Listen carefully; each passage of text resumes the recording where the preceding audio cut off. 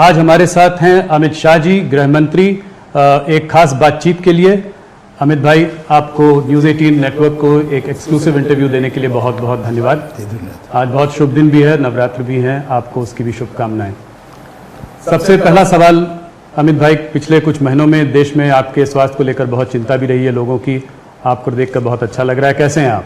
नहीं, मैं बिल्कुल ठीक हूँ, स्वस्थ हूँ और पूर्णतः अपना काम कर रहा हूँ। सबसे पहले तो मैं देश भर की जनता को आज शक्ति का पर्व नवरात्रि जो शुरू हो रहा है उसकी बहुत बहुत हृदय से शुभकामना देता हूँ। नवरात्रि हमारे यहाँ शक्ति पूजा के एक पर्व के रूप में जाना जाता है और विशेषकर गुजरात में, बंगाल में, ढेर सारे राज्यों में इसको बहुत अच्छे तरीके से लोग मनाते हैं। मैं साथ में इतना भी कहना चाहूँगा कि इस नवरात्रि पर्व को हम सावधानियों के साथ मनाएं और सरकार की जो सूचनाएं हैं उसका बिल्कुल अनुशंसाओं का पालन करते हुए मनाएं, जिससे कोरोना महामारी पर विजय प्राप्त करने की जो हमारी लड़ाई है उसमें हम आगे बढ़ पाए। इतनी सावधानी जरूर है। माँ की आराधना जरूर करें, मगर 2 गज का अंतर भी रखें, मास्क भी पहने और स्वच्छता से हाथ को साफ भी करें। बड़े अच्छे संदेश के संग इसकी शुरुआत हुई है। इस वक्त मैंने आपको ठीक 1 साल पहले भी इंटरव्यू किया था, आज ही के दिन, उसके बाद भी इंटरव्यू किया था 4 महीने पहले, पर आज 1 साल पहले आपने हमसे कहा था, जो कि एक बहुत बड़ी खबर भी बनी थी, आपने उस वक्त ऐलान किया था कि आप बिहार का चुनाव नीतीश कुमार के नेतृत्व में लड़ेंगे। और उस वक्त कुछ लोगों ने इस पे कमेंट भी किया, कहा कि ऐसा नहीं है, हो सकता है बीजेपी अकेले जाए, पर आपने उसी 1 साल पहले इसका ऐलान कर दिया था। तो 2015 और आज इसको आप कैसे देखते हैं? उस वक्त आप नीतीश जी के खिलाफ थे, आज आप नीतीश के साथ हैं, तो इस चुनाव में आपका आंकलन क्या है? और आपका प्रेडिक्शन बहुत वो माना जाता है, क्या नंबर लगाएंगे आप कि कितनी सीट जीतेगी? देखिए, हमने जब से नीतीश कुमार जी के साथ हमारी सरकार बनी तब से भारतीय जनता पार्टी ने फैसला किया था कि बिहार का जो 2020 का चुनाव है वो हम नीतीश कुमार जी के नेतृत्व में लड़ेंगे। और ये सार्वजनिक रूप से, पहले मैं पार्टी अध्यक्ष था तब मैं, और अब नड्डा जी ने भी कहा है, इसमें कोई दो राय नहीं है, दो मत नहीं है। मैं आज फिर से दोहराना चाहता हूं कि चुनाव बिहार में श्री नीतीश कुमार के नेतृत्व में लड़ा जा रहा है और नरेंद्र मोदी जी एनडीए के सर्वमान्य प्रमुख नेता हैं, उनके नेतृत्व में लड़ा जा रहा है। तो जो कुछ भी भ्रांतियां फैलाने का प्रयास कर रहा है, मैं आज इस पर बड़ा फुल स्टॉप लगाना चाहता हूं। नीतीश कुमार ही बिहार के अगले मुख्यमंत्री होंगे। अगर भारतीय जनता पार्टी की सीट ज्यादा आएंगी तब भी? देखिए, अगर मगर का सवाल ही नहीं है। एनडीए को 2/3 बहुमत मिलने जा रहा है और नीतीश कुमार जी मुख्यमंत्री बनेंगे। तो ये आपका प्रेडिक्शन है जी। इसमें अगर बीजेपी की ज्यादा सीटें आएंगी तो भी मुख्यमंत्री नीतीश जी ही बनेंगे? देखिए राहुल जी, कुछ कमिटमेंट इस प्रकार के होते हैं जो सार्वजनिक तौर पर किए जाते हैं और उसकी पालना होती है। इस चुनाव में एक अलग मुद्दा जो उठकर आ रहा है वो है चिराग पासवान जी का। पहले वो आपके साथ थे, अब वो आपके साथ नहीं है। कुछ लोग कह रहे हैं वो अभी भी साथ में है। कल ही मैं उनका स्टेटमेंट देख रहा था, कह रहे थे कि मैं अपना सीना चीर के अगर दिखाऊं तो उसमें मोदी जी बसे हुए हैं। तो अगर ऐसा है तो फिर वो आपके साथ क्यों नहीं है? 143 सीटों पर चुनाव लड़ रहे हैं। अब मेरे साथ क्यों नहीं है, हमारे साथ क्यों नहीं है, इसका जवाब तो चिराग जी ही दे सकते हैं। मगर मैं पहले, बहुत दुखद घटना अभी अभी हुई, श्री रामविलास जी हमारे साथ नहीं रहे जी। और रामविलास जी समाजवादी आंदोलन की उस पीढ़ी के कार्यकर्ता थे जिन्होंने सामाजिक न्याय के लिए बहुत बड़ा काम किया। लगभग 5 दशक तक देश की राजनीति को वो योगदान करते रहे और बिहार के ही थे और खास कर दलितों के लिए बहुत बड़े नेता रहे। मैं श्री रामविलास पासवान जी को श्रद्धांजलि देना चाहता हूं। और जहां तक लोजपा भाजपा जदयू के गठबंधन का सवाल है, भाजपा की ओर से, जदयू की ओर से लोजपा को उचित जो बनती थी वो सीटों को कई बार ऑफर किया गया, कई बार नेगोशिएशन भी किया गया। अभी अभी मैंने अखबार में पढ़ा कि मैंने नहीं कहा, उन्होंने नहीं कहा, ये भी सच नहीं है। मेरी भी चिराग भाई के साथ कई बार बात हुई कि इतनी सीट बनती है, इतनी सीटों पर आप मान जाइए, और अगर कुछ है तो नेगोशिएशन के लिए आइए। कितनी सीट दी थी आपने? मैं नंबर सार्वजनिक करना नहीं चाहता हूं क्योंकि सार्वजनिक जीवन में ये ठीक नहीं होगा, मगर जो एक नया साथी जनता दल आया था, गत विधानसभा चुनाव में जनता दल नहीं था जी। तो जनता दल हमारे साथ जुड़ता है तो भाजपा और लोजपा दोनों की सीटें कुछ कुछ तो कम होगी, हमारी भी हुई है जी। ये लाजमी था। तो सबने अपनी अपनी सीटें कम करनी थी, ये एक समझौता था, मगर वो नहीं हो पाया और नहीं हो पाया तो बड़े दुख के साथ हमने अलग होना पड़ा। और उन्होंने एक तरफा कुछ बयान भी दिए, वो बयानों का भी रिएक्शन भारतीय जनता पार्टी और जदयू के कार्यकर्ताओं में भी आया, तो गठबंधन के लिए बड़ी दिक्कत थी और फिर भी हमने नहीं तोड़ा। अंततोगत्वा तोड़ने की घोषणा उनकी ओर से ही हुई। और आने वाले समय में क्या वापस आने की संभावना है? चुनाव के बाद देखेंगे, अभी तो हम आमने सामने लड़ रहे, डटकर लड़ रहे हैं। भारतीय जनता पार्टी का हर कार्यकर्ता, जिस सीट पर हम वीआईपी, जदयू और भाजपा, ये चार पार्टियां लड़ रही हैं, ये चारों को जिताने के लिए एडी चोटी का प्रयास करेगा और पूरा दमखम से चुनाव हम लड़ेंगे। इसी प्रकार से अन्य दल के कार्यकर्ता भी जहां भाजपा लड़ रही है वहां उसको जिताने का प्रयास करेंगे। और सामाजिक समीकरण हमारा बहुत अच्छा बन गया है, एक डिसिप्लिन वे में एनडीए आगे बढ़ रहा है। मुझे लगता है कि हम बहुत अच्छे नतीजे प्राप्त करेंगे। आपको ये नहीं लगता कि इनके जाने से कुछ वोट बैंक में आपके कटौती हो सकती है? देखिए, साथी जाने का दुख भी होता है, साथी जाने का नुकसान भी होता है, मगर जब आपके हाथ में बात ही न हो तो आप क्या कर सकते हो। इसके सामने हमारे पास वीआईपी पार्टी आई है जो पिछड़े वर्ग के बड़े वर्ग का समर्थन करती है, समर्थन उसको प्राप्त है। मांझी जी भी आए हैं, तो कुल मिलाकर हमारा गठबंधन सामाजिक रूप से बहुत मजबूत गठबंधन है। और मुझे लगता है कि बिहार की जनता समझ रही है कि गठबंधन नहीं हुआ उसमें दोष किसका है। तो आप ये कह रहे हैं कि चुनाव एक बार हो जाएं, उसके बाद चिराग पासवान जी के वापस आने की संभावना बन भी सकती है उस वक्त? मैंने ऐसा नहीं कहा, मैंने कहा चुनाव के बाद देखेंगे, परंतु चुनाव में 2/3 बहुमत से हमारा गठबंधन विजयी होगा, सरकार बनाएगा जिसके मुखिया नीतीश होगा। बहुत दिनों से इस बात में हम लोगों ने, मैंने आपसे पहले भी इंटरव्यू में पूछा है, इस बात की चर्चा भी रही है, आपके कैडर्स की डिमांड भी रही है, लोग ये जानना भी चाहते रहे हैं कि भारतीय जनता पार्टी बिहार में चुनाव अकेले क्यों नहीं लड़ती है? देखिए, जहां तक अकेले लड़ने का सवाल है, पार्टी के संगठन का विस्तार कितना हुआ है, विस्तार कर नीचे तक पैंट कितनी बनी है। और नीतीश कुमार जी जब से एनडीए बना तब से हमारे साथी हैं।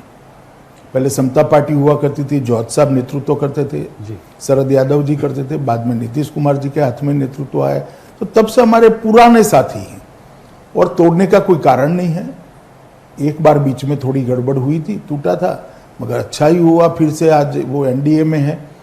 तो सिर्फ विस्तार के लिए अकेला लड़ना वो ठीक नहीं है, गठबंधन का एक धर्म होता है, तो हमने धर्म को निभाया है।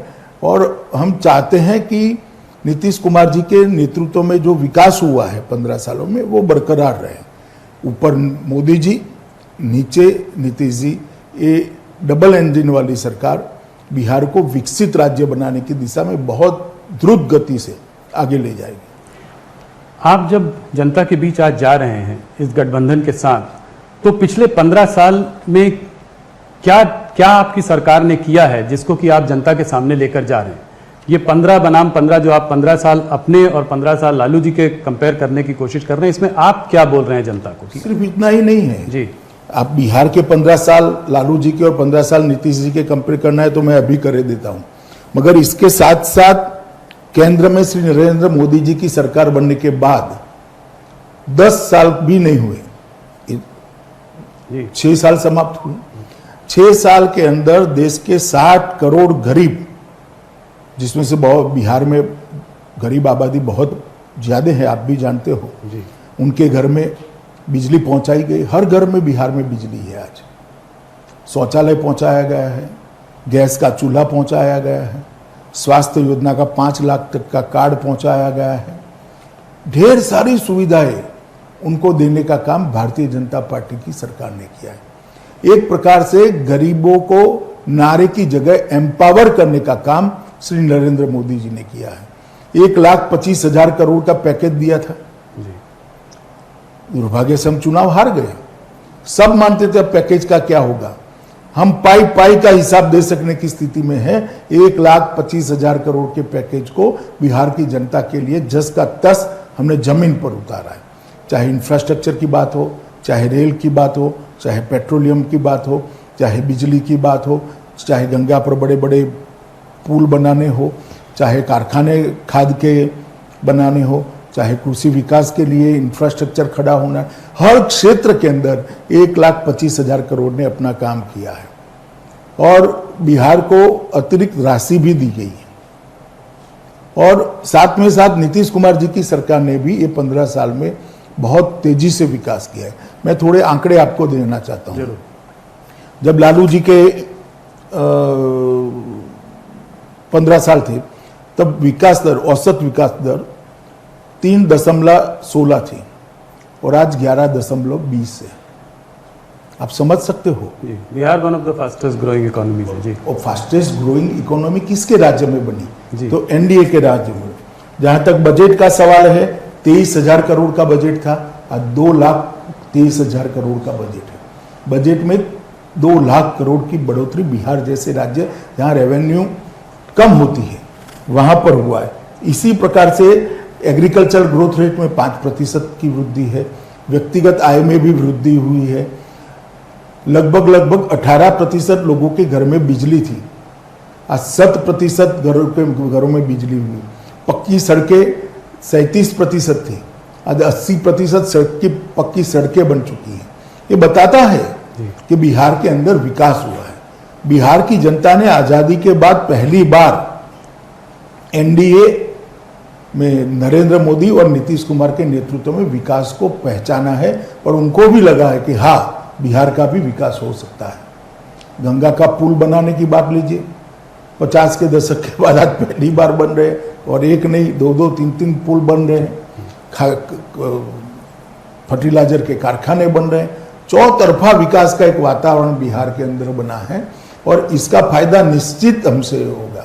और लालू जी के शासन में सिर्फ विकास ठप पड़ा था ऐसा नहीं था। फिरोथी एक इंडस्ट्री बन चुकी थी, गायों के घास का चारा तक खा लिया गया था। बेपनाह मतलब भ्रष्टाचार जिसका कोई नाप नहीं है, इतना भ्रष्टाचार हुआ। लॉ एंड ऑर्डर आप जानते ही है बिहार का कैसा था, अब लॉ एंड ऑर्डर कैसा है।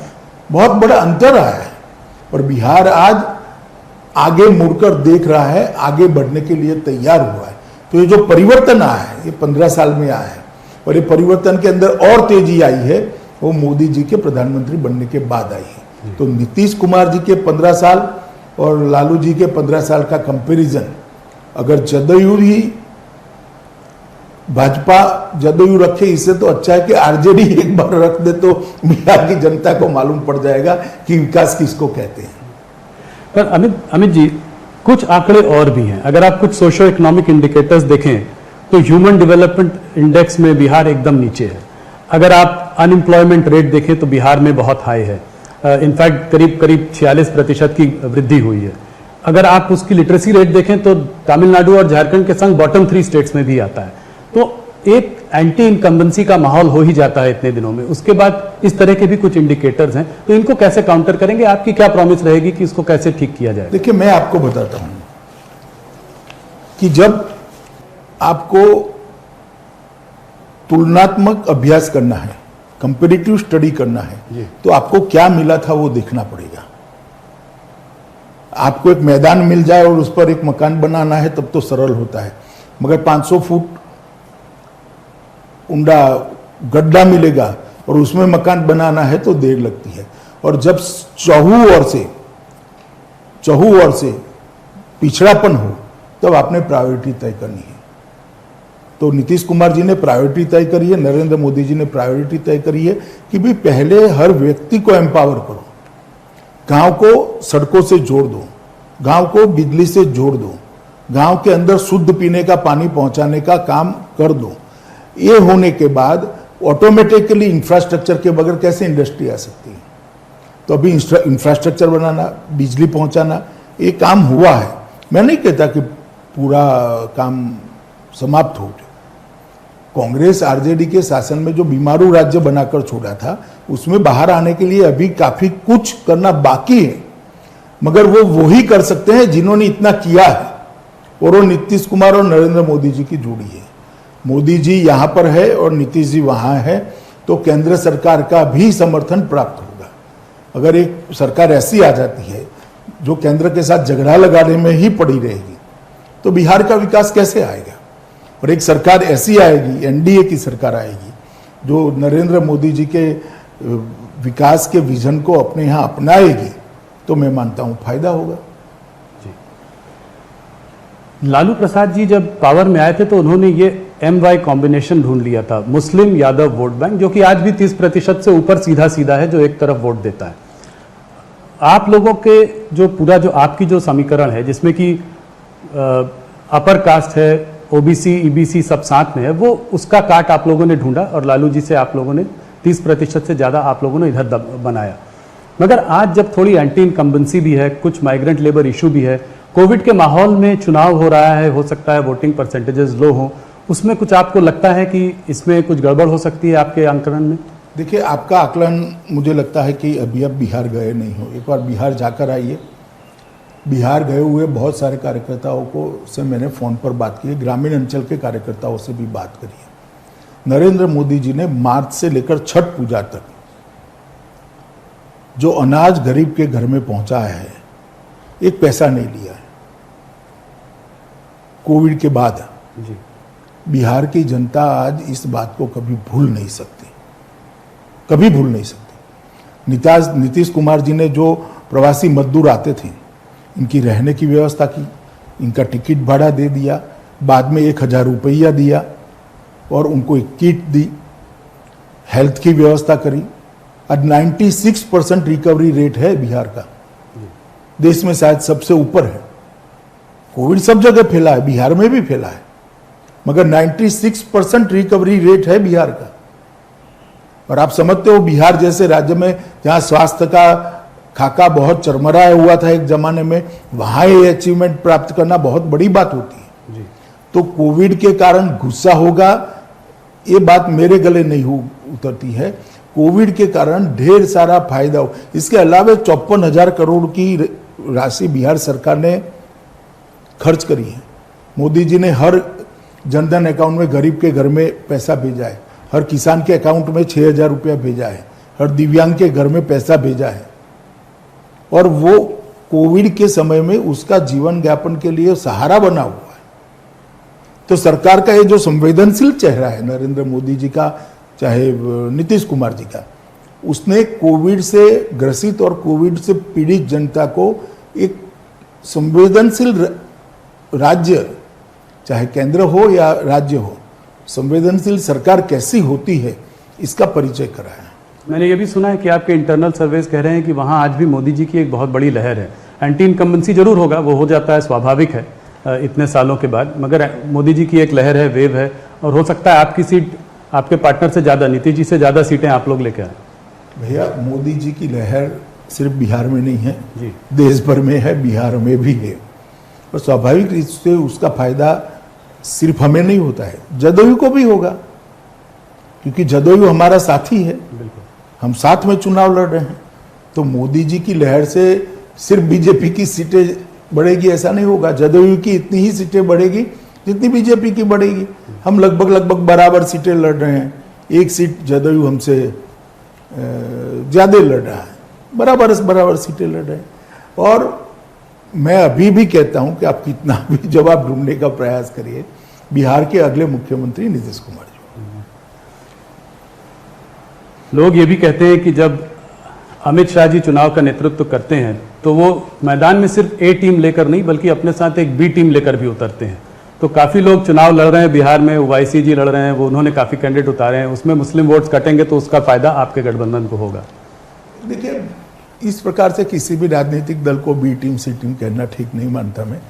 सबका चुनाव में लड़ने का अधिकार है, लोकतंत्र है, 1700 पार्टियां हैं। सिर्फ ओवैसी क्यों, बहुत सारे लोग लड़ रहे जी जी 5 कॉर्नर कॉन्टेस्ट है। अब अपने कुशवाहा जी भी लड़ रहे हैं जी जी और पप्पू यादव का एक मोर्चा लड़ रहे हैं, एसडीपीआई लड़ रही है, ढेर सारे लोग अपने यशवंत सिन्हा जी भी लड़ रहे हैं बहुत सारे लोग लड़ रहे हैं। अब चुनाव है, किसको ना कीजिएगा, जी जी जो लड़ेगा लड़ेगा, मगर जनता का मूड मैं स्पष्ट मानता हूं। मैंने 10 दिनों में ढेर सारे कार्यकर्ताओं को मंडल स्तर पर बात करी है टेलीफोन पर, बहुत स्पष्ट रुख है। जो सर्वे आ रहे हैं भी, ये भी बहुत पॉजिटिव इंडिकेटर देने वाले सर्वे आ रहे हैं कि भारतीय जनता पार्टी और जदयू की सरकार बनने जा रही है। एक फैक्टर इस चुनाव में और आया है पिछले कुछ महीनों में, वो है सुशांत सिंह राजपूत फैक्टर।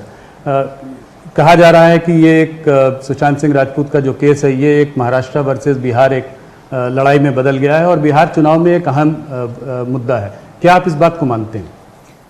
देखिए, मुझे मालूम नहीं है जमीन में ये केस कितना चुनावी मुद्दा बना है, मगर बना भी है तो इसका कारण हम नहीं है। अगर पहले से सीबीआई को दे दे तो चुनावी मुद्दा ही न बनता। शंकाएं तो पहले दिन से खड़ी हो गई थी, क्यों पकड़ कर रखना, दे देना चाहिए था। अब ये ऑर्डर भी हमने नहीं करा, उच्चतम न्यायालय ने किया है। उच्चतम न्यायालय ने जब सीबीआई को कहा कि आप जांच करिए तो हमें कर रहे हैं। मगर मैं इतना मानता हूं कि सुशांत सिंह जी की जगह कोई भी व्यक्ति हो, अगर अपमृत्यु होती है तो इसकी जांच ढंग से होनी चाहिए, न्यायिक होनी चाहिए, न्यूट्रल होनी चाहिए। जल्दी में आपको लगता है कि केस को क्लोज कर दिया था मुंबई पुलिस ने? मैं कोई टिप्पणी करना नहीं चाहता क्योंकि सीबीआई जांच कर रही है और अभी कोर्ट के सामने मामला है, परंतु परसेप्शन जो बना था उस वक्त वो ठीक नहीं बना था। तो ये तो रही बिहार की बातें। थोड़ा सा मुड़ते हैं देश के और गंभीर मुद्दों की ओर। सबसे गंभीर मुद्दा पिछले महीनों में जो रहा है वो रहा है चाइना का मुद्दा। आप इस मुद्दे को कैसे देखते हैं? क्या चाइना ने, लोग तरह तरह की बातें कर रहे हैं, पर मैं आपसे सीधा सवाल पूछना चाहता हूं, क्या चाइना हमारी सीमाओं में घुस आया है? क्या आपको कुछ उम्मीद है कि इस समस्या का समाधान निकलेगा? मिलिट्री लेवल टॉक्स काफी दिनों से चल रही हैं, डिप्लोमेटिक दरवाजे भी खुले हुए हैं, क्या इसका समाधान आपको दिखाई पड़ रहा है? देखिए, दोनों सेनाओं के बीच में भी बात हो रही है और दोनों देश के डिप्लोमेट भी बात कर रहे हैं।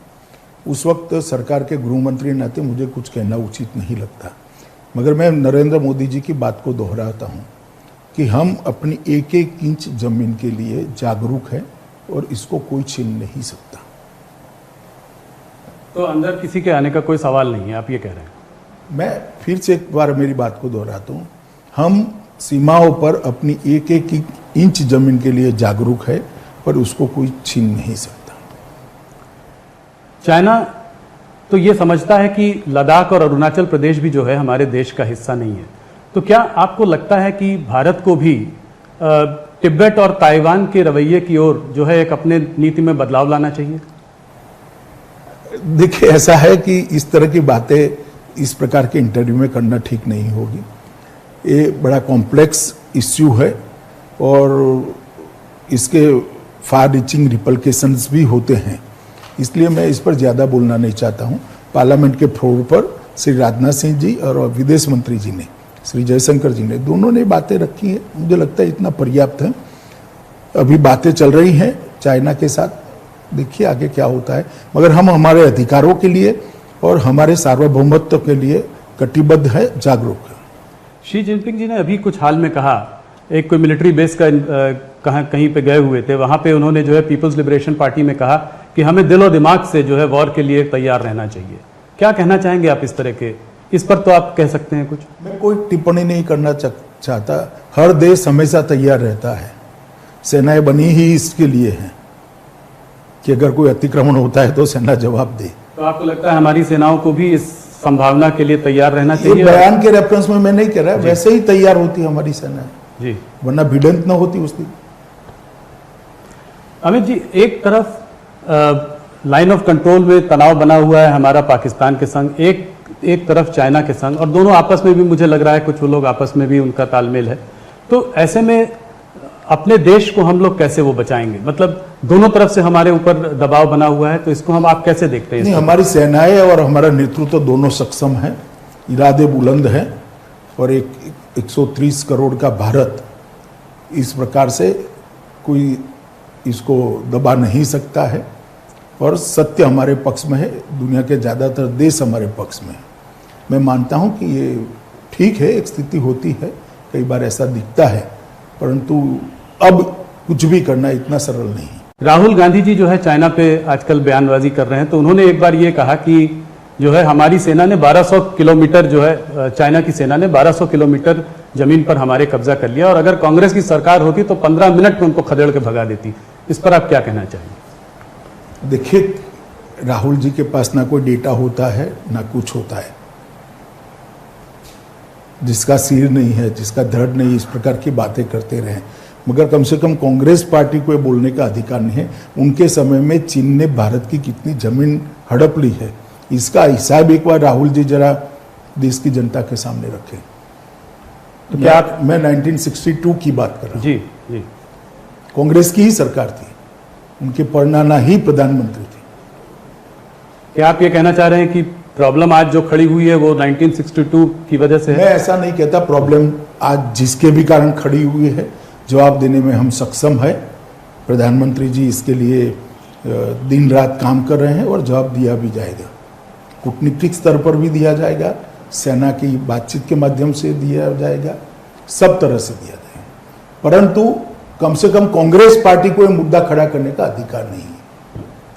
चाइना जो है दुनिया को एक बाइपोलर वर्ल्ड की तरह देखता है, एक तरफ चाइना और एक तरफ यूएस। इनफैक्ट अगर देखें तो पिछले कुछ सालों में चाहे वो ऑस्ट्रेलिया हो, जापान हो, वियतनाम हो, फिलीपींस हो, या यहाँ तक कि ताइवान को भी पिछले एक साल से काफ़ी परेशान कर रहा है। तो क्या लगता है इसका कोई डिप्लोमेटिक इंडिया बाकी देशों के साथ मिलकर इसका कोई इंटरनेशनल स्तर पे कोई हल सोच रहा है, कोई हल निकाल रहा है, बातचीत चल रही है? देखिए, अब उनके हर देशों के साथ अलग अलग प्रकार के रिश्ते हैं, हमारे साथ भी अलग प्रकार के रिश्ते हैं। परंतु जहाँ तक भारत का सवाल है, मैं इतना स्पष्ट कह देता हूँ कि हम हमारी सीमाओं के लिए और सार्वभौमत्व के लिए जागरूक हैं। थोड़ा सा कश्मीर की ओर बढ़ते हैं। पिछली इंटरव्यू में भी मैंने आपसे 4 महीने पहले यही पूछा था कि कश्मीर में आप लोगों ने बात कही है कि विश्वास की भी ज़रूरत है और वहाँ विकास की भी ज़रूरत है। अब मनोज सिन्हा जी भी वहाँ पे गए हैं एलजी होने के नाते, तो आपका क्या रोड मैप है? क्या लगता है कि कब वहाँ पर सिचुएशन नॉर्मल हो सकेगी और विकास को एक प्राथमिकता मिल पाएगी? देखिए, जहाँ तक लॉ एंड ऑर्डर का सवाल है, सिचुएशन नॉर्मल हो चुकी है। विकास के लिए काफ़ी कुछ होना चाहिए था अब तक, मगर कोविड वहाँ पर भी था, कोविड की दिक्कतें वहाँ पर भी थी, और स्वाभाविक रूप से भारत सरकार का भी फोकस कश्मीर समेत पूरे देश के कोविड के रोकथाम में था। मुझे लगता है कि अब मनोज जी गए हैं और मनोज जी ने शुरुआत बहुत अच्छी करी है, और विकास नीचे तक पहुंचाने की शुरुआत भी करी है। चाहे प्रधानमंत्री आयुष्मान भारत का कार्ड पहुंचाना हो, हर गांव में पानी पहुंचाना, ये सारी योजनाओं को द्रुत गति से हम आगे, इंफ्रास्ट्रक्चर के प्रोजेक्ट में भी बहुत बड़ी हमने रुके हुए प्रोजेक्टों को बहुत तेज गति से आगे बढ़ाया है। 5-6 महीने में आपको दिखाई पड़ेगा कि कश्मीर के अंदर काफ़ी कुछ अच्छा हो रहा है, और स्वाभाविक है कि कश्मीर में भी कोविड कोई कम नहीं था जी, और देश भर में कोविड था, तो 5-6 महीने थोड़ा एक स्लो रहा है, मगर अब गति काफ़ी बढ़ी है। विगत 1-1.5 महीने में बहुत परिवर्तन आया है। फारूक अब्दुल्ला और महबूबा मुफ्ती का साथ में आकर ये कहना कि आर्टिकल 370 को दोबारा लागू किया जाए, ये तो समझ में आता है। हाल ही में चिदम्बरम जी ने कहा है कि कांग्रेस का ये स्टैंड है कि 370 को रेस्टोर करना चाहिए, स्पेशल स्टेटस कश्मीर में वापस आना चाहिए। क्या कहना चाहेंगे आप इस बारे में? तो कांग्रेस पार्टी ने पार्लियामेंट में भी ये स्टैंड लिया था कि 370 नहीं जानी चाहिए, मगर मेरा तो विनंती है कि राहुल गांधी और सोनिया गांधी, चिदम्बरम जी का जो स्टेटमेंट है, इसको एक बार एंडोर्स कर दे जरा, तो देश की जनता को मालूम पड़े। चिदम्बरम जी का जो स्टेटमेंट है उसको राहुल गांधी और उन्होंने तो कांग्रेस की तरफ से ही बोला है, उन्होंने कहा ये तो कांग्रेस का मत है। फिर भी राष्ट्रीय अध्यक्षा ने इसको रिपीट करना चाहिए, राहुल जी ने भी रिपीट कर देना चाहिए। डिलिमिटेशन की प्रक्रिया जारी है कश्मीर में। आप ये जरा सा बताएं कि ये स्टेटहुड का दर्जा देने की बात थी, इसमें आपका क्या रोड मैप है, कितना समय लगेगा, कुछ इसका अगर अंदाज दे सकें। देखिए, समय के बारे में तो कुछ कह नहीं सकते, परंतु ये निश्चित है, पार्लियामेंट के फ्लोर पर मैंने भी कहा है, प्रधानमंत्री जी ने भी कश्मीर को जब संबोधित किया तब कहा था कि स्टेटहुड दिया जाएगा और ये हमारा वादा है, इसमें से मुकरने का कोई सवाल नहीं खड़ा होता। पर बहुत लंबा समय नहीं लगेगा? मैं नहीं मानता लंबा समय जिसको कहते हैं ऐसा लगेगा, परंतु प्रायोरिटी विकास है। सबसे पहले विकास, उसके बाद इस पर भी विचार किया जाएगा। मगर आप ये कह रहे हैं कि बहुत लंबा समय नहीं, इसको भी देखा जाएगा और जल्दी ही लागू किया जाएगा। कुछ हिंदू संगठन जो है अब मथुरा में कृष्ण जन्मस्थान की बात कर रहे हैं, कह रहे हैं कि जो औरंगजेब ने जो वहां मस्जिद जो बनाई थी उसको भी हटाकर वहां पर भी मंदिर बनाया जाना चाहिए। इसमें आपकी सरकार और आपकी पार्टी का क्या मतलब? हमारी सरकार का कोई रोल नहीं है, ना पार्टी की प्रतिक्रिया हो सकती है। ये कुछ संगठनों ने अपनी ओर से बात करी है और कोर्ट में गए हैं, ना कोर्ट में हम पार्टी है ना कहीं पर भी पार्टी है, मैं इस पर कोई टिप्पणी करना नहीं चाहता हूँ। तो राम जन्मभूमि जैसे आप लोगों ने वो किया था, इसको आगे आप सरकार या पार्टी की तरफ से? राम जन्मभूमि हमारा एजेंडा था जी, ये एजेंडा नहीं, और उसको लेकर हम सालों तक एक आंदोलन किए थे। अभी जो संगठन गए हैं वो स्वतः गए हैं और इसमें ना हम पार्टी है ना इस पर मैं कोई टिप्पणी करना चाहता हूँ। अभी हाल ही में असम की सरकार ने कुछ मदरसों के लिए खर्चे बंद कर दिए, तो उस पर कांग्रेस ने जो है बहुत जोर शोर से हल्ला किया और कहा कि सरकार जो है कुंभ पर तो इतना खर्चा करती है और यहाँ पे खर्चे बंद कर दिए। इसके बारे में आप क्या कहेंगे? मुझे लगता है शायद मॉडर्नाइजेशन की बात है, मैंने डिटेल मंगाई है जी, मगर मॉडर्नाइजेशन से जुड़ा हुआ कोई प्रॉब्लम है, मैं अभी एकदम स्पष्ट नहीं हूँ। मैंने कल ही डिटेल मंगाई है, वहाँ से डिटेल आने के बाद ही मैं कुछ कह सकता हूँ। अमित जी, एक चीज जो कि मैंने एक आध इंटरव्यू में पहले भी कही थी और ये आपने इसमें बहुत चर्चा भी की थी, आपसे मैंने एक बार पहले भी पूछा था कि ये भारतीय जनता पार्टी और शिवसेना में दरार पड़ गई है, अपने अपने रास्ते चले गए हैं, तो आपने मुझसे कहा था कि भारतीय जनता पार्टी कभी शिवसेना से दूर नहीं जाना चाहती थी क्योंकि ये बहुत पुराने एनडीए के सदस्य थे। अब इधर बीच अकाली दल भी जो है एनडीए से उसने अपना रिश्ता नाता तोड़ दिया है, तो क्या इसको आप देखते हैं कि अब एनडीए जो है क्रम्बल कर चुका है, अब ये आज की पॉलिटिकल वास्तविकता में एनडीए का कोई स्थान नहीं है? ये ऐसा नहीं है। देखिए, 30 से ज़्यादा पार्टियां हैं और जहाँ तक शिवसेना और अकाली का सवाल है, हमने किसी को नहीं निकाला। अकाली उन्हें हमारा साथ छोड़ दिया और शिवसेना ने हमारा साथ छोड़ दिया, हम क्या कर सकते हैं? तो क्या आपको लगता है कि कभी वापस भी आ सकते हैं, जैसे शिवसेना से कभी हाथ दोबारा मिलाया जा सकता है? इसका ये दरवाजा खुला है या नहीं? मैं कोई ज्योतिषी तो नहीं हूँ, मगर अभी तो वो कृषि बिल पर अड़े हैं जी, पर भारतीय जनता पार्टी की ओर से दरवाजा बंद नहीं है?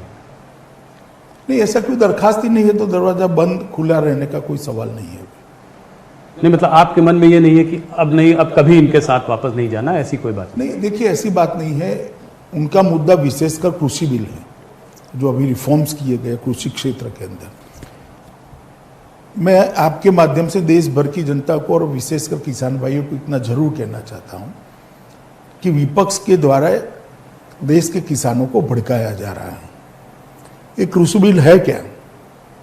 आज देश अपनी उपज, अपना जो उत्पादन है पूरा मंडियों में बेचता है, आड़तियों के माध्यम से बेचता है, तो उसको एक ही मंडी का रेट उपलब्ध होता है। अब बिल क्या लाया है कि वो मंडी के बाहर भी बेच सकता है। इसका मतलब ये नहीं कि मंडी बंद हो जाएगी। जहर ये फैलाया जा रहा है कि मंडियां बंद हो जाएगी, मंडी बंद होनी ही नहीं है। दूसरा जहर फैलाया जा रहा है कि एमएसपी बंद कर देंगे जी, कि एमएसपी रजीम बंद हो जाएगा इससे। एमएसपी बंद करने की कोई बात ही नहीं है। इस बार परचेज भी चालू होगा खरीफ का, क्योंकि लाखों टन पंजाब में धान खरीदना शुरू हो गया, हरियाणा में शुरू हो गया। पंजाब हरियाणा में सबसे बड़ा मुद्दा यही है, उनको डर ये लग रहा है कि एमएसपी बंद। मगर बिल में कोई मुझे बता दे कि एमएसपी बंद करने की बात कहां पर है। एक किसानों को भड़काने की बात है और इसीलिए आंदोलन उठ नहीं रहा है। देखिए, एमएसपी बंद करी ही नहीं है, ना करने का सवाल है। उल्टा हमने तो स्वामीनाथन कमेटी की सिफारिशों को अमल में लाया जी 50% प्रॉफिट वाली, और इसके कारण हर सीजन में एमएसपी के दाम बढ़ते जा रहे हैं, किसान को फायदा हो रहा है। मगर एमएसपी से ज्यादा भी अगर कोई आटे की मिल वाला गेहूं का दाम देता है तो किसान क्यों नहीं बेच सकता उसको? किसान को ये ऑप्शन उपलब्ध होना चाहिए या नहीं होना चाहिए? जी तो हम तो ऑप्शन दे रहे हैं, और अगर एमएसपी से कम दाम है तो किसान भला क्यों प्राइवेट प्रायोरिटी को देगा? वो जरूर एपीएमसी में चला जाएगा। जरूर। और जब ई मंडियां बनने लगी है, देश भर की मंडियां ऑनलाइन आ गई है, युवा किसान अपने मोबाइल से रेट देखता है, वो घर पे रुक जाता है, मंडी में नहीं जाना है, यहाँ तो रेट कम मिल रहा है। और तीसरा, कॉन्ट्रैक्ट फार्मिंग के बारे में कहते हैं कि भाई किसान कहाँ, बड़ी बड़ी कंपनियां होगी, औने पौने दाम में खरीद दिया जाएगा, ये कर दिया जाए, वो कहाँ वकील रखेगा? किसान ये कॉन्ट्रैक्ट में से किसी भी समय पर, किसी भी स्तर पर एक तरफा कॉन्ट्रैक्ट छोड़कर निकल सकता है। तो कॉन्ट्रैक्ट फार्मिंग का कॉन्ट्रैक्ट कंपनियों के लिए बाध्य है, किसान के लिए नहीं है। ये तीनों मुद्दे किसानों को बताने की जगह इसमें पॉलिटिक्स कर रहे हैं।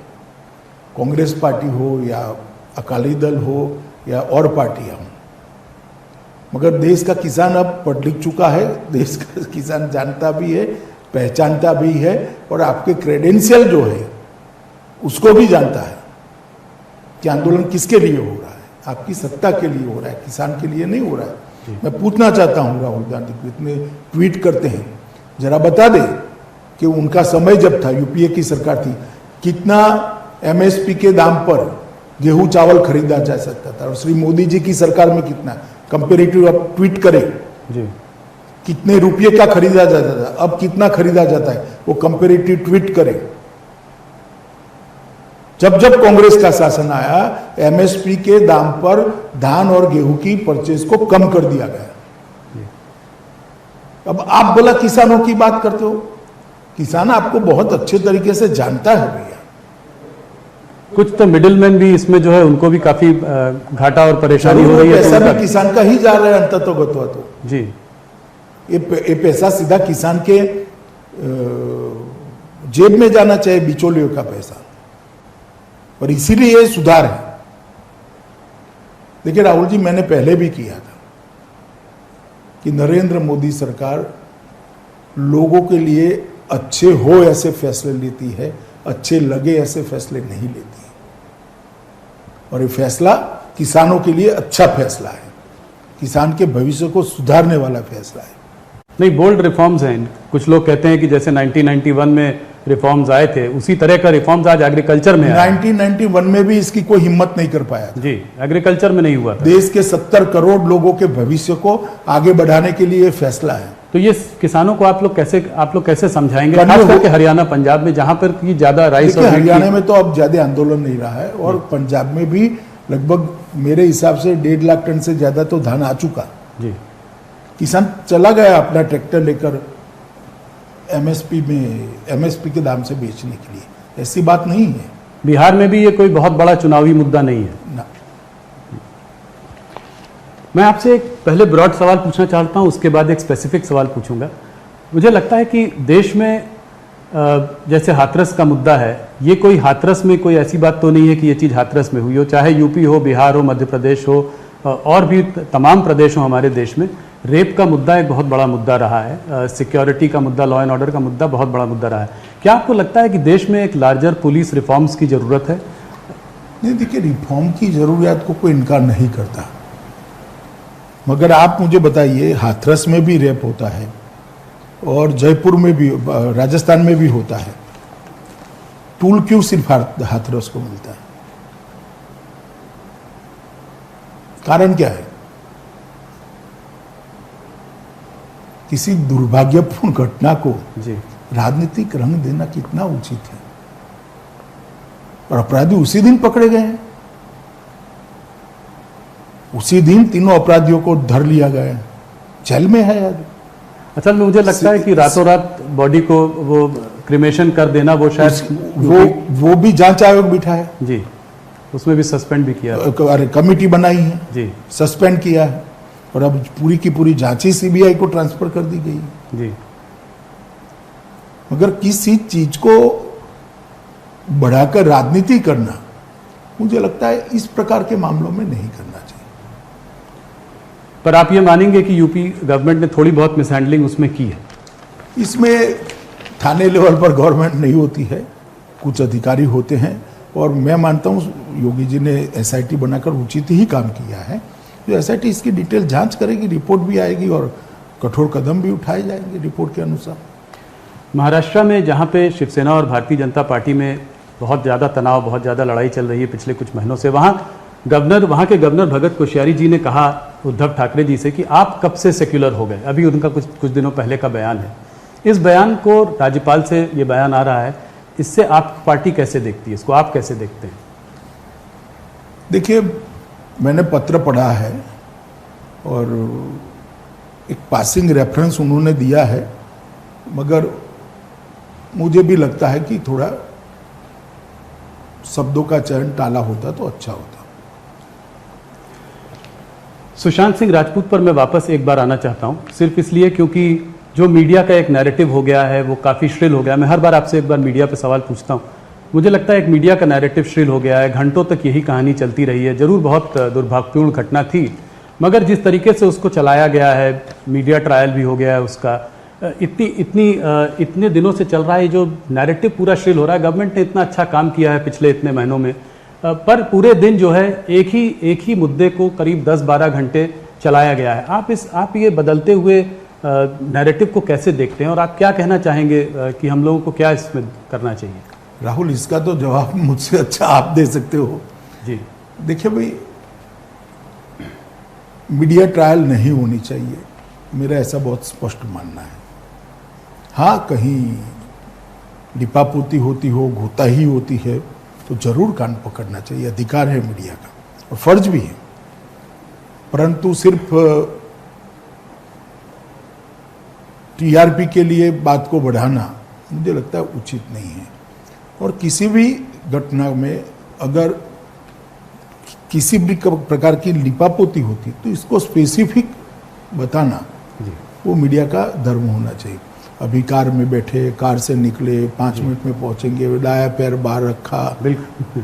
अरे भाई, इस प्रकार से अगर करेंगे तो मुझे लगता है कि न्याय के काम में भी बाधा आती है। जी।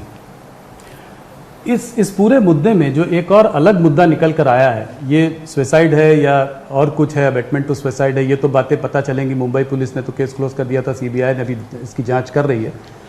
मगर बॉलीवुड में एक ड्रग्स का मुद्दा जो है सामने खुल कर आया है, इसको आप कैसे देखते हैं? देखिए, मैं ड्रग के मुद्दे को बॉलीवुड से जोड़कर नहीं देखना चाहिए। ड्रग एक खतरनाक दूषण है, नासूर है, इसको जितनी हो सके उतना जल्दी समाप्त कर देना चाहिए। ये 1.5-2 साल में ड्रग पर काफ़ी कठोर कदम उठाए गए हैं, नतीजे भी बहुत अच्छे मिले हैं, मगर मैं आपको इतना आश्वस्त करना चाहता हूँ, मोदी जी के नेतृत्व में ड्रग का कारोबार भारत के अंदर करने वालों को बहुत दिक्कतें आएगी। इस प्रकार का कानूनी बदलाव, ढांचागत बदलाव, इंफ्रास्ट्रक्चर भी हम बदल रहे हैं और इसके लिए इतनी मुस्तैदी के साथ उनको मैन पावर भी दे रहे हैं। आने वाले दिनों में इस पर बहुत बड़ा परिवर्तन देखने को मिलेगा। जहाँ तक बॉलीवुड का सवाल है, अब एनसीबी की जांच में जो निकलता है वो निकलेगा, परंतु इसको कोई एक सेक्टर्स के साथ जोड़ना ठीक नहीं होगा। पर चाहे कोई भी इसमें, जब आप बात कर रहे हैं कि इसमें चाहे कितना भी बड़ा आदमी हो, कोई भी इन्वॉल्व हो, सबके अगेंस्ट एक्शन हो। देखिए, छोड़ना तो किसी को नहीं चाहिए। जी। मैं थोड़ा सा वेस्ट बंगाल के बारे में बात करना चाहता हूँ। पिछली बार भी मैंने बात की थी, इलेक्शन आने वाला है अगले 6 महीनों में। आप बंगाल की स्थिति को आज कैसे देखते हैं? देखिए, बंगाल में कानून और व्यवस्था चरमराई हुई है। अम्फान तूफान आया, पूरी राहत इधर उधर अनाप शनाप घोटालों में चली गई।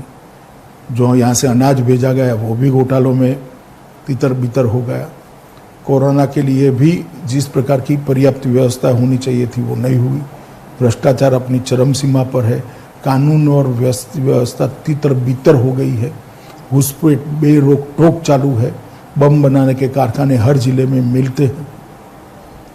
स्थिति बहुत खराब है और सबसे चिंताजनक बात लोकतंत्र के लिए है कि विपक्ष के कार्यकर्ताओं पर जिस प्रकार के मुकदमे और हत्याएं हो रही हैं, मैं मानता हूं कि ये भारत के किसी और राज्य में अब दिखाई नहीं पड़ता। एक जमाने में केरल में होता था, परंतु अब तो वहां पर भी काफी अंकुश आया है। तो आपका क्या अनुमान है, भारतीय जनता पार्टी को क्या उम्मीद है इलेक्शन में अगले साल? हम डटकर लड़ेंगे और मुझे भरोसा है कि इस बार बंगाल में परिवर्तन होगा। भारतीय जनता पार्टी की सरकार नरेंद्र मोदी जी के नेतृत्व में बनने जा रही है। कोई चेहरा आपके दिमाग में है जिसको कि चीफ मिनिस्टर प्रोजेक्ट किया जाएगा? वो तो हो भी सकता है, मगर अभी तो बंगाल की जनता तृणमूल कांग्रेस को हटाना चाहती है, वो मुख्य बात है। आपके साथी जो हैं, जो कि बंगाल को देखते हैं या बंगाल में हैं, जैसे कि कैलाश विजयवर्गीय, बाबुल सुप्रियो, इन्होंने ये तक मांग की है कि वहां पे प्रेसिडेंट रूल लगाना चाहिए। आपकी इस पे क्या राय है? देखिए, तो पॉलिटिकल पार्टी के नेता है, स्थिति इतनी गंभीर है कि मांग करे वो उनकी जगह पे वाजिब है। जहाँ तक भारत सरकार का सवाल है, हमें संविधान के हिसाब से देखना है, गवर्नर साहब की रिपोर्ट क्या आती है, स्थिति क्या होती है, वो देखकर निर्णय होता है। परंतु भारतीय जनता पार्टी के नेता जो मांग कर रहे हैं, मैं मानता हूं कि स्थिति सच अर्थ में वहां पर गंभीर है। तो इसलिए उनकी मांग मतलब एकदम गलत भी नहीं है? मांग करना गलत नहीं है जी, पर आप ये नहीं कह रहे हैं कि स्थिति अभी ऐसी हुई है कि वहां पे प्रेसिडेंट? मैंने ऐसा नहीं कहा जी। तमिलनाडु के बारे में आप क्या कहेंगे? क्या वहां रजनीकांत से आप हाथ मिला सकते हैं? अभी देर है थोड़ा, उन्होंने तय भी नहीं किया है कि वो राजनीति में आएंगे नहीं आएंगे। कुछ चेंजेस आपने किए हैं वहां पे, आप अपना बेस बना रहे हैं, तो इसलिए मैंने सोचा कि शायद अभी कुछ बातचीत चल रही होगी। नहीं, हम चेंजेस तो कर ही रहे हैं। हम तमिलनाडु में हमारी पार्टी को मजबूत भी करना चाहते हैं। AIDMK हमारे साथ हैं, हम 2 चुनाव AIDMK के साथ में लड़े हैं। अमित जी, एक और सवाल जो कि हर बार आपसे पूछता हूँ और आप भी बहुत गंभीरता से उस पर जवाब भी देते हैं। अभी हाल फिलहाल में एक तनिष्क का ऐड आया और जो कि बहुत ट्रोलिंग हुई तनिष्क के ऐड में, तो उसकी वजह से उसको ऐड विड्रॉ करना पड़ा टाटा को। कहीं ये सोशल हार्मनी जो है हमारे देश में, ये कुछ ढीली नहीं पड़ती जा रही है? जो सोशल हार्मनी का जो एक ढांचा था हमारे देश में, आपको लगता है कुछ लोगों की वजह से इस पर क्षति पहुंच रही है? देखिए, हमारी देश की सोशल हार्मनी को कोई इस प्रकार के छोटे मोटे हमले तोड़ नहीं सकते। इसका ताना बाना इतना मजबूत है, ढेर सारे हमले ऐसे हुए। अंग्रेजों ने भी बहुत प्रयास कर देखे, बाद में कांग्रेस ने भी बहुत प्रयास कर देखे, मगर ये टूटने वाली चीज नहीं है। मैं मानता हूं किसी भी प्रकार का ओवर एक्टिविज्म नहीं होना चाहिए। तो आप इसका खंडन करते हैं, ओवर एक्टिविज्म का खंडन करते हैं। आप से कुछ आखिरी 2-3 सवाल कोरोना के विषय में। आप कोरोना वॉरियर हैं, आप तमाम अस्पतालों में शुरू में गए, आप कोरोना सर्वाइवर भी हैं, आपको खुद कोरोना हुआ। आपका क्या संदेश है देश के लिए? मैं इतना ही कहना चाहता हूं कि जब तक दवाई नहीं बनती है, टीका नहीं वैज्ञानिक बना लेते हैं, तब तक प्रधानमंत्री जी की जो अपील है, मास्क पहन कर रखना, हाथ को स्वच्छ रखना सैनिटाइजर से, और 2 गज की दूरी रखना, यही दवाई है। और कोरोना से हमने बचना चाहिए। प्रधानमंत्री जी के नेतृत्व में दुनिया भर में कोरोना के खिलाफ हम एक सफल लड़ाई लड़े हैं। प्रति 10 लाख की आबादी अगर सब आंकड़े देखें, कोरोना पीड़ित लोगों की संख्या, मृत्यु की संख्या और रिकवरी रेट, तो इस सब में भारत 1, 2, 3 में आता है। मैं मानता हूं कि आगे पर कोरोना पर संपूर्ण विजय के लिए भारत की जनता ने कटिबद्ध होना चाहिए, और इसके लिए यही 3 मंत्र हमारे पास है। मास्क पहनकर रखना, सलामत अंतर के साथ ही खड़े रहना, और हाथ को स्वच्छ रखना। अगर इतना हम करते हैं तो बहुत सारे लोगों को कोरोना से बचा सकते हैं। आने वाले दिन त्योहारों के दिन है, त्योहार जरूर मनाइए, मगर कोरोना से बचकर और कोरोना को परास्त कर त्यौहार बनाना चाहिए। कोरोना की वैक्सीन आपका क्या अनुमान है, कब तक आ सकती है? इसमें मेरे अनुमान से काम नहीं होता है, इसके इंटरनेशनल स्टैंडर्ड्स हैं। जब तक वो स्टैंडर्ड फुलफिल नहीं होते, वैक्सीन किसी भी व्यक्ति पर लगाना हितावह नहीं होता है। तो ये तो वैज्ञानिक और इंटरनेशनल इंस्टीट्यूशन ही तय करेंगे, ICMR ही तय करेगी कि वैक्सीन मार्केट में ले जाने लायक हुई है या नहीं हुई। अमित जी, आपको हमें एक्सक्लूसिव इंटरव्यू देने के लिए बहुत बहुत धन्यवाद। आप हमारे माध्यम से करोड़ों लोग इस इंटरव्यू को देखेंगे, खास करके न्यूज़ 18 बिहार के दर्शक जो कि इस चुनाव को बहुत क्लोजली देख रहे हैं, वो आपके बयान को जरूर देख रहे होंगे। आपने हमें इतना समय दिया, इसके लिए बहुत बहुत धन्यवाद। नमस्कार। नमस्कार राहुल जी।